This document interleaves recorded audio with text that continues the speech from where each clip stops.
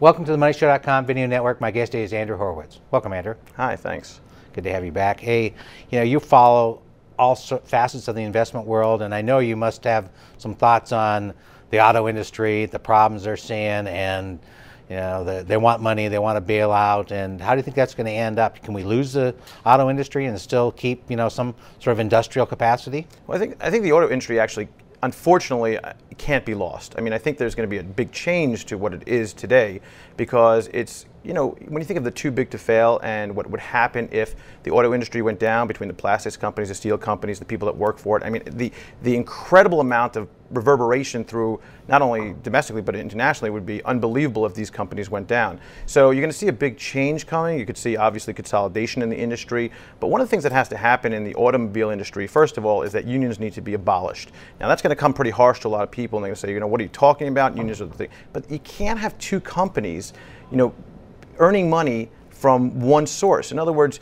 you have the unions that were a really good player, and they were really a necessity back when employees were, there was a problem in the industry. But now it's become a business, and they're pretty much, sucking all of or a lot of the excess benefits and the excess earnings from the company themselves. So you got a big problem with that. The second thing is that the automobile industry needs to totally do a full overhaul. We can't have these parking lots full, a mile-long parking lot filled with 1,000 cars. You have to have something like a kiosk-based system where you could pick your car out, have 30 or 40 cars where you can take a look at it like they do in Europe, and then what you have to have is a just-in-time process. Now, a lot of people are saying, well, you can't do that because you have to retool the factories.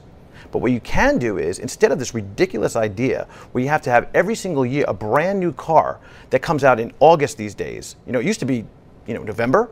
Now they pushed it so far ahead that your 2009 car is out in August of 2008, and it keeps on rolling backwards because they just can't find anything that is beneficial to do otherwise.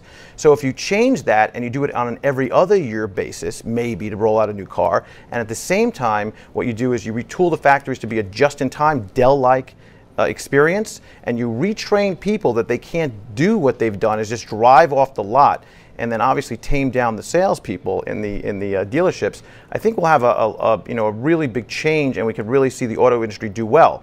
But if we keep doing what we're doing, we're going to be they're doomed. I've heard one of the arguments from the unions being that, well, between 95 and 2000, when the car companies were making lots of money, that the high union costs were about the same as they are now, and it didn't. Ford still made money, etc.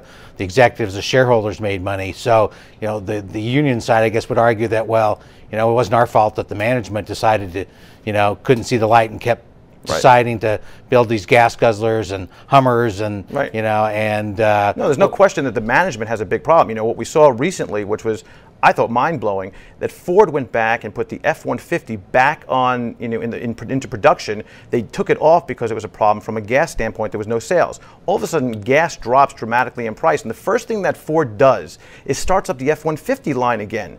You just can't do that. You can't be on one side saying you need to be more energy efficient and then just start up the F-150s because all of a sudden you think you're going to get a few sales out of it because gas prices are down. They really have it all backwards, the auto industry. Yeah, I think you're right there, Andrew. Thank you very much. Thanks for having me. And thank you for joining us at the MoneyShow.com Video Network.